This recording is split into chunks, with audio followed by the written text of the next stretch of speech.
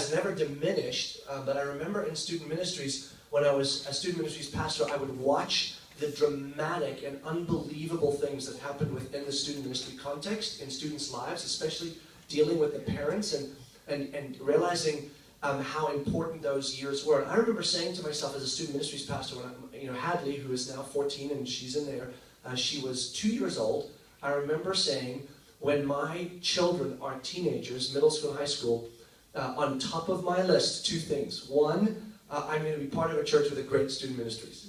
And 2, I'm going to do everything I have to do to make sure that my students are deeply involved in that student ministry. I mean, that was just a no-brainer for me because of what I had seen happen in the students I got to deal with, and the ones that were consistent versus the ones that were inconsistent, and how dramatically that changed the trajectory of their lives. And so I just knew also, because I would see it in students all the time when I was in student ministries, that having more than just myself and my wife in the mix was going to be very, very important as they enter into the teenage years. Now, as I came into Mosaic, planted Mosaic Church with my wife and became the lead pastor here, I have found myself in a very unique position that you guys do not have the privilege to be, and that is that I'm both a parent, like you, but I'm also the lead pastor of this church, which is unique because instead of just having to find a place that has a student ministries that I buy into and go, okay, I think they're doing in my student's life what I would do if I were the student ministries pastor, I have had the privilege to be able to be a shaping voice in the student ministries here at Mosaic Church because I get to lead the people that lead the student ministries. And so as much as they are the ones that dream and they are the ones that affect the vision that is born into the way Mosaic does life is the vision that comes from what God is doing in me. And that's obviously what I want for my kids too.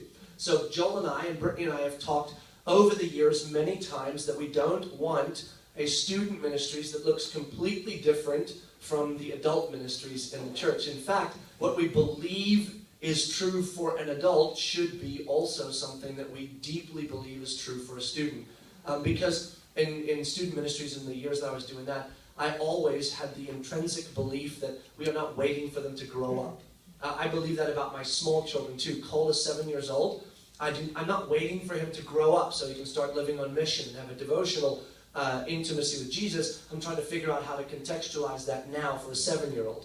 He should be on mission now because God has created him uniquely for this season in his life, as he will when he's 15, 20, 25, 40, and whatever else goes from there. So in that journey here at Mosaic Church, I have been dreaming up for years this idea that we would engage people in loving God, loving people, and serving the world. You guys know that if you're part of Mosaic, that's what we stand on. And ultimately what that boils down to is very simple, that everybody should have a deep life of devotion for Jesus. And not a devotional life like I do quiet times. I'm talking about a life that is in love with, devoted to, captivated by the reality of Jesus and the gospel that is his story for us. And then, born out of that devotional life, a missional life. And so what we've done at Mosaic Church is we've produced 2 spaces. We have produced the gathering space, which is what you do on the weekends. We have 6 gatherings, and that's to give you a place where you can be inspired by God's word, and where you can celebrate what God is doing through worship and through the interaction with the church as a whole. So that's for inspiration and celebration. And then we produced the missional communities. Missional communities, as we've been working on them, is a space where we can have that devotional life and that missional life really playing out. In our missional communities, it's very simple, and you can see it up here. Go back to devotional, would you? In the devotional part of the missional community, this is engaging with the Spirit of God, with the Word of God, and with the community of God. We have come to discover, through studying God's Word and through practically living it out, that in those 3 areas, that seems to be what God has gifted us with to continue to spur us on and stir us up toward this deep devotion and intimacy with Jesus. When you are, or I am, deeply connected and engaged with the Word of God, with the Spirit of God, and with the community of God, there is almost a flawless journey of devotional life that emerges. It is when we divert from those 3 things that we start seeing the bumpiness come. And that's true for us. I mean, I'm not talking students now. I'm talking you and I. And then in the missional context, this is very simple. Loving, you can look at the slide, loving our neighbor. So in our missional communities, right, we want to start there. You're actually in a circle of influence in your workplace and in your neighborhood and in the people you know. You ought to love them. And then serving our city, because the gospel is for our city and the reputation of the gospel is born as we serve the city. And then finally, making disciples. That is engaging in growing somebody else who's following Jesus, so that all of us, whether we're 7, 12, 15, 35, 55, 95, are always following someone as they follow Jesus and having someone follow us as we are following Jesus. And that's what we want to produce in the adult world. So the truth is, if that's what we want to do in the adult world, why on earth would we do something any different in our student world? Why on earth would we say, this is what we believe is really important for any adult, but in our student world, we're just going to ignore all of this and just have them, whatever. We're just going to babysit your students and hopefully keep them alive until they're 19. And then you can kind of figure it out from there. I mean, that would be insane. Because we wholeheartedly believe that Jesus' call for us as adults is the same call that he has for our students. And that in fact, as students, especially middle school and high school, as they enter out of that child stage of life, they have the opportunity to engage deeply in devotion and mission, and to engage deeply in biblical community and the Word of God and the Spirit of God. So, what we've done is we've integrated that vision into every part of Mosaic, every single part, including the student ministries. And in the student ministries, we've integrated it because the fact of the matter is that devotion and mission matter a great deal, and so missional communities matter to us a great deal, and so we want missional communities to matter a great deal to the student ministries as well. And to the students, we want them to think in their minds, if I'm not part of a missional community, that is a huge gap, a huge miss. As a matter of fact, as many of you know, even in our journey of creating promise between one another, we've said in the covenant partnership, missional communities, one of the, must be in, and you go, what? Yeah, because that's how much it matters. Because we believe that it is in that space that the greatest amount of growth spiritually will take place, which will lead to devotion and mission. So, as we've discovered that it matters to us as adults, we started asking, should we just allow the students to be part of missional communities in the adult world? And though we certainly do want to see that happen, and want to continue to get to a place in the future where any missional community is great for any generational point, including students, we also realize, you and I, that when we're in adult missional communities, when our students come with us, though they do get something out of it, most of the context we talk about is adult context. It's the stuff we're dealing with and the issues that are on our shoulders and the things we are shaping through. And so whether you're a single adult, a married adult with children, whatever, there's still that adult context. And so the student kind of goes, love that, but that's not a world I even know or understand yet. I live here in the student world, and the pressures, frankly, that you have, I don't, and the pressures I have, you don't understand. And so we really felt it was going to be incredibly important to create a space where that same missional community experience, devotional life and missional life, would be experienced by the students themselves. And so the student ministries has produced missional communities for students. Even if that means, for a period of time, that the students are in two things. Again, as a parent in student ministries when I was there, and now as a parent of teenagers, I have one concern for my children. I'm not concerned about which college they're going to get a scholarship for, though that will be nice if they do. That, in comparison to the concern on whether they will actually love Jesus, is a completely different ballgame. I mean, I'll tell you right now, I don't even care if my children don't get educated if they're going to love Jesus. Like, if I have to pick between loving Jesus or getting educated, I'm going to run with loving Jesus, right? Now, all of us here would go, yeah, absolutely. But the truth of the matter is our culture drives us to say, if your student isn't educated, well-rounded, involved in 42 different crazy stuff, and has a resume that makes a master's degree a graduate look like a joke, they're not going to even get into college, in which case they're going to have a horrible job, homeless, and you will have failed as a parent. And so we drive for that. And I'll tell you something. One of the greatest fears I have for my students, for my kids, is that they will get everything right in life and they won't love Jesus. And when I say love Jesus, I mean love Jesus. Oh, they'll know him. I get that. Most American Christians know Jesus. and they kind of follow him, but I want kids that are devoted and missional. And so, drawing them into a place in student ministries where that's consistent for them has become a big deal to us. And so, if Hadley is in 2 missional communities for a while, the adult one and the student one for a few years of her life, bonus, bonus, I like that. And that's what I'm going to constantly do. So, in the context of the student ministry missional community, why have we at Student Ministries developed that context particularly? In Deuteronomy chapter 6, you guys probably know this if you're a parent at all, Deuteronomy chapter 6, God is writing to his people, speaking through Moses, and he basically says, look, parents, here's the deal. Make sure as you're raising your kids in the ways of the Lord that it is consistent and constant all the time. I mean, write it on the forehead, their foreheads and the doorposts, and when they get up and when they lay down, when they sleep and when they walk, just allow that to happen. Now, if we're honest, how many of you guys are like that? Oh, that's so me. That's so me. I mean, every day, it's all that pours out of my mouth is gospel, gospel, gospel. Right? I mean, that's just not a reality in which we find ourselves very often. So how is it that God laid that kind of standard out for us when he knew that any one of us on any given day are going to have good days and bad days and up days and down days, and with our kids we're going to have a lot of crazy days.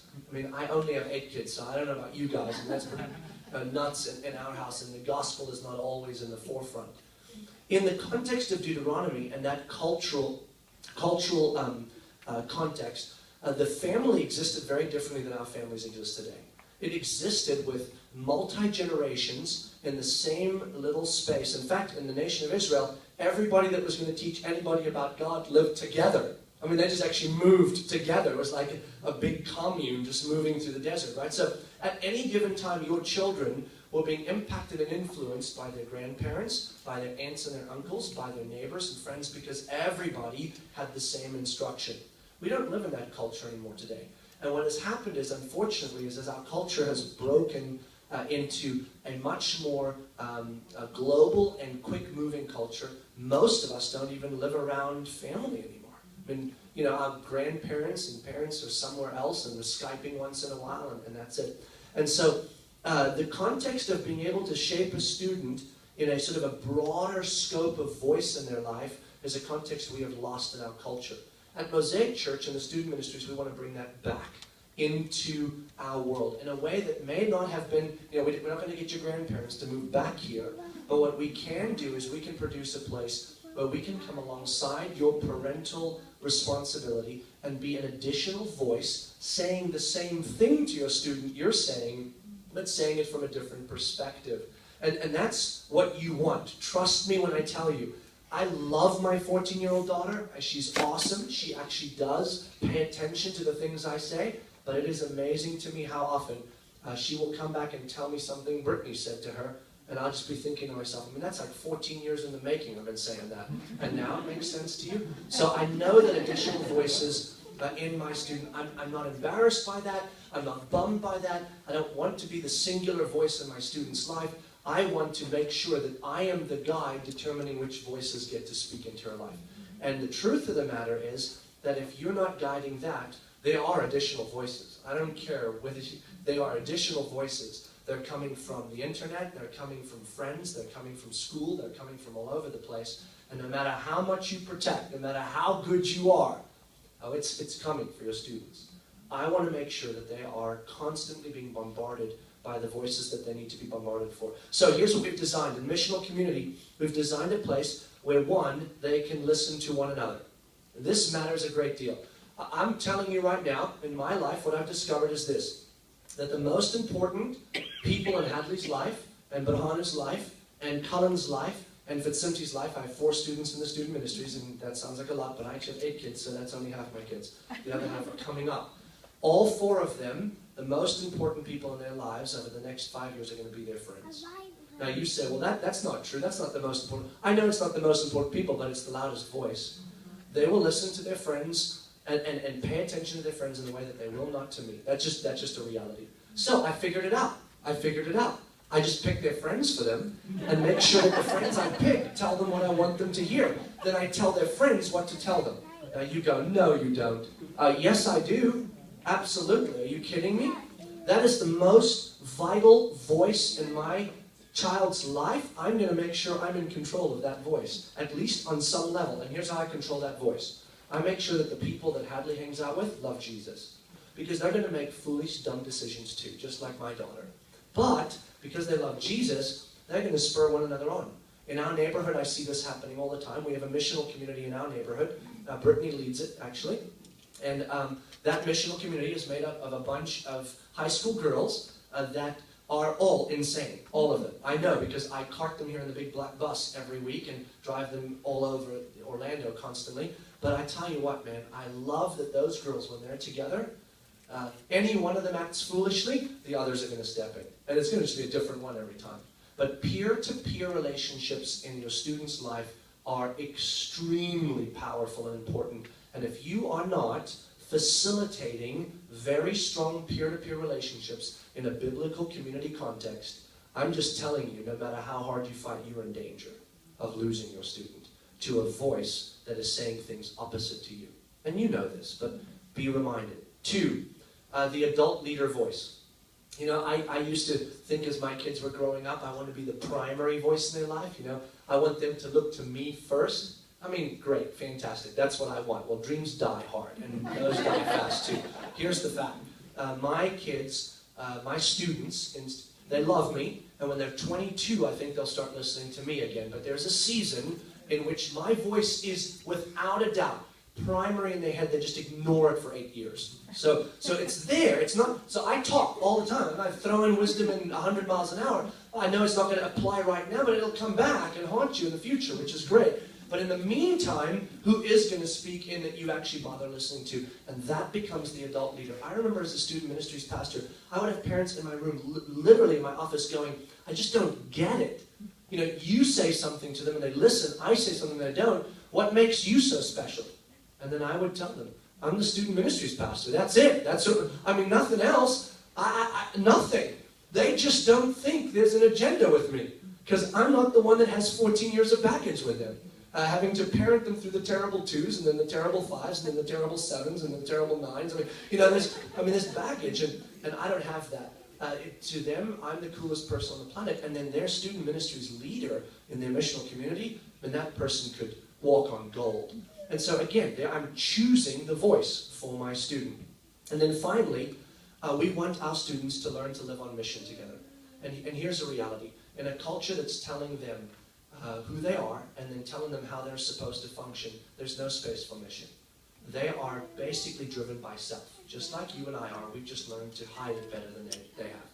And what we want to do is put them in a peer-to-peer, adult voice situation that's giving them opportunities to live on mission. And to say, here's mission, here's opportunities, let's do it together. Because you and I both know, when we live on mission together in community, it's a pretty awesome experience. And then you start kind of going, this is awesome, and then you start wanting to do that more. And it's not a form of manipulation, it is a form of engaging people in something that culture says is a waste of time, that God says is the primary function of being human and knowing Jesus, is living on mission on planet Earth. So, we want them to live on mission, and we want them to engage. I'll tell you, I use Hadley as a primary example only because of this. I have 4 students, like I said, in student ministries. Cullen, who is one of my bio children, he came into student ministries last year, so this is kind of year 1 for him. He's in the middle school arena, and so I'm watching year 1 play into his life. So the fruit is beginning to show. But Hadley's been in student ministries now for, what, 4 years? This is year 4. So Hadley's the one that I got a track record with, because Bahanu and Fitzsimti, they also just jumped into student ministries last year, and they're going through the cultural realities that they're working through as well. So the one kid I have that I'm like, I can look at her now and say, who was she 4 years ago, who is she today, is Hadley. And I got to tell you something. I say this unapologetically, and I've said this a number of times. There is no way my 14-year-old daughter would be who she is today in maturity, passion, vision, devotion, mission. Frankly, she wouldn't survive my house at 14 at this point if it wasn't for the student ministries. I mean, I say that unapologetically. The amount she grew in articulating, discovering, and making her faith her own in the student ministries is something I could never have done. And listen, guys, communication is my thing. It's what I do. I mean, I can communicate with my kids. I'm good. And yet, at the same time, I know that in that space, that was incredibly necessary. And that boils down to primarily not so much the gathering space, where Hadley would come on a Wednesday. That was really Brittany.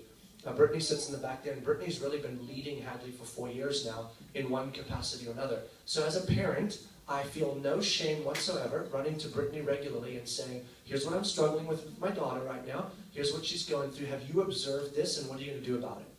and see, the thing about it is, that's not passing the buck to somebody else. I am deeply involved in parenting my students, but that is understanding that if I can tell Brittany what to tell her, and she hears it from Brittany, I'm in great shape. So I don't tell Brittany what to tell her. When I go to Brittany to say, hey, how are we going to strategize together to do this? And that's what missional community allows for. So, in Hadley's journey and her growth, how do you and I now step into being involved in our students' life in this strategy, partnering with the student ministries and allowing them to partner with you in a way that allows your student to grow at the most efficient and effective pace devotionally and missionally? It's really not that complicated.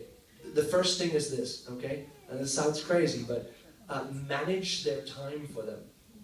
In other words, start deciding that this is non-negotiable, that this space is non-negotiable. Do you know how many times I had parents when I was a student ministries pastor use this space as a disciplinary space? Oh, you didn't do your homework? Well, you're staying home from student ministries. And then I talk to the parent and say, you don't understand, you're pulling them from... Oh, no. They go for the social interaction. Yeah, of course they do. They're students. Every student here is really just here for the social interaction. They're not here to learn about Jesus. But what are they doing while they're socializing? Not only are they learning about Jesus, but they're connecting with who? Oh, other students that are learning about Jesus. Where would I rather have them? And so subtly, what we do is we have our students so involved in the important things that this thing keeps taking a side note. Missional community would be awesome, but Tuesday, Thursday, Friday, Saturday, Monday, and Wednesday we have games for their 4 sports they're in. Okay, I get it. Totally with you. That's great. If that's what you want when the kids get to college, then that's what you will produce. I'm just saying, I've been around this block enough. And what you'll have is you will have probably a relatively mediocre young adult in college, and college it exists to sink your kid spiritually. I'm just telling you. It's what it's there for. The professors wait to get your children and say Christianity sucks. Believe us. I'm just telling you. And so if they're not well grounded and have not discovered their faith for themselves, you are in trouble. So manage their time well and make missional community and student ministry context a non-negotiable. I do that with my kids. I mean, they could literally not do their homework. They could try to beat their mother and do whatever. And I'll go, you still get... I mean, my kids will listen to, can I please stay home from student ministry just tonight? I'm sick. I'm bleeding from the ears. I'm like, no, you're going. We're going. Because it's the one place I know that you are connecting with the people I need you to connect with. And you will learn to listen to them. And I don't tell them that. They just do that themselves. Second of all, know who your missional community leader is for your student. And this is kind of a no-brainer, but listen, you got to do this. You got to know that person, be interacting with that person. They are not existing to take your child and parent them for you. They're existing to partner with you. Brittany, how many times have we not talked about Hadley? I mean, thousands of times. What book are you guys going through? I've even recommended books. I'm like, I think Hadley needs something in this category. Can you guys do that next? And sometimes Brittany will go, no, because we're doing this. And sometimes she'll go, yeah, let me think about that. The fact of the matter is, I'm deeply involved in Brittany's life because Brittany's deeply involved in Hadley's life. So now I know things about Hadley. Hadley doesn't know I know about her. Because Brittany is my secret liaison, and I'm able to speak in. You've got to know your missional community leader, and you've got to be interacting with them regularly. You just have to. That's what they're there for. Work with them, work alongside them, have them work alongside you. And then finally, it's very simple. Pray for your students or students. Pray for their leaders. Pray for the student ministry. And pray that God will use this place as you manage your kids' time in a manner that would lead them to be devoted and passionate about Jesus and on mission for Him. And then become a voice that is constantly recruiting others into this mix in a significant way, whether it be leaders or other parents. Be one of the voices alongside us going, man, you got to have your student here. This is not because we want to grow a big student ministries. Frankly, that's inconvenient for us. We'd rather have it small. I'm dead serious. That's not a joke. I hate big. It's extremely complex. But I care about every single one of those students out there, and their inconsistency produces an inconsistent journey. Become a voice for that with the other parents. Your voice into other parents' lives is much louder than ours. I'm just telling you. Mine is pretty big because I'm one of the parents now. That's why Joel has me up here. Because Joel's voice is not as loud as mine when it comes to parents, because I'm a parent, so I get to go, I've seen this firsthand. Become the same voice I am to you tonight for others. And then if you see people that are potential leaders, whether it's parents that have lots of time on their hands because their kids just left the nest, or whether it's 23-year-olds that you know that love Jesus, go to them when they're saying, oh, maybe I'll become a blue shirt. No offense to Carrie Waters, I love the blue shirt team. But go, have you considered student ministries? Because our kids need you. Our kids need you. Become a recruiter along with these guys. And if you do that, we will continue to produce a space here where our students, like us, can grow in their devotion, passion, and mission for Jesus in missional communities and in gathering spaces that are inspirational. Joel's going to kind of wrap up right now for you guys. Just a couple of last points, but please, please, please, please, please, I can't tell you this enough. Take seriously, as a parent, this space for your children and manage their time to be here a lot. This is a very good space for them. I know, because partly I get to speak into it, and I have students in it who are producing fruit from it in a home that is currently under very significant missional reality, where their survival depends on the gospel and on Jesus. So it's good. It's going to be a big deal for you guys. Thanks, Renaut. Really, what we want to help everyone get on the same page for is a partnership. We really are not trying to be at this student ministry the end-all be-all for your family, because we can't be that. You are and will forever be the primary spiritual influence in your teenager's life. Actually, they will say that. Some of you might think that they're not listening to you, that they're not hearing you, but survey after survey after survey of teenagers, when they're asked who's the most influential person in you coming to faith in Jesus, they will say, my mom or my dad. 90% of the time. And you have the most incredible opportunity in the home to be the spiritual influence for your teenagers. That's why we're calling you as a church to be a part of a missional community, so that you're being built up, so that you're being fed into, right? All of those kinds of things. But what we're asking is that you would allow us to partner with you to supplement what you're doing in the home. I kind of think of it as, lifting weights and taking supplement shakes. Obviously, I do that quite a lot. But, if you're exercising only, and you're not eating healthy, and you're not, getting enough protein and all of that, your exercise is only going to take you so far. But if you're only drinking protein shakes and you're not exercising, you're just going to get fat, right? So what the perfect marriage looks like is when you are investing in your teenagers at home with the gospel. And then when you're partnering with a student ministry environment like this, and they are being poured into on a peer level from their friends, where now we recognize, wow, serving Jesus and living for Jesus, it's actually a pretty awesome thing to do. But also where there's another adult influence in their life who is speaking the same exact message, but maybe with one slight difference. It's just a different voice. And together we can partner and see teenagers grow. The most effective I have seen our teenagers grow is when a parent influence is there and a student ministry influence is there, and that they're both clicking on all the cylinders, that there's communication together. It just works. It really just works. And again, just like Renaut said, we're not looking for more teenagers. Whatever God wants to bring through the doors, we want to be faithful with. The fact of the matter is we have too many teenagers to currently do well with. That's the honest truth. And the piece of recruiting other adult leaders to be a part, man, that's a big deal. You saw our missional community leaders, 8 or 9 of them. It's a big commitment to do what they're doing. And so, it's hard to get the right person to be able to do that.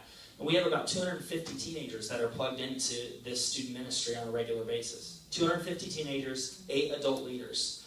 So we're overwhelmed by the sheer amount of teenagers that walk through our doors on Wednesday nights. So we're not looking for more teenagers necessarily. What we're looking for is more effective partnership with parents and more leaders to help lead these missional communities that we're developing. So, we're seeing God do really incredible things. We're very encouraged. This is not a time for us to, just say we need more of this and more of that. It's a time to say, hey, this is the strategy. This is why we're doing what we're doing.